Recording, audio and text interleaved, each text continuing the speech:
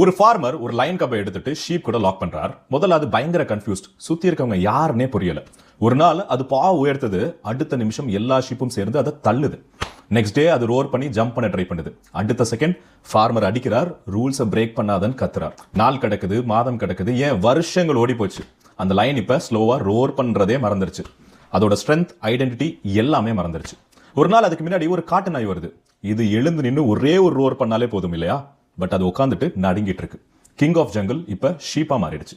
இதுக்கு சைக்காலஜில கோலம் எஃபெக்ட்னு சொல்லுவாங்க. உங்க சுத்தி இருக்கவங்க உன்னால முடியாது, நீ வீக்குன்னு ரிப்பீட்டடா சொல்லிட்டே இருந்தாங்கன்னா ஒரு நாள் நீங்களே அதை நம்ப ஆரம்பிச்சிருவீங்க.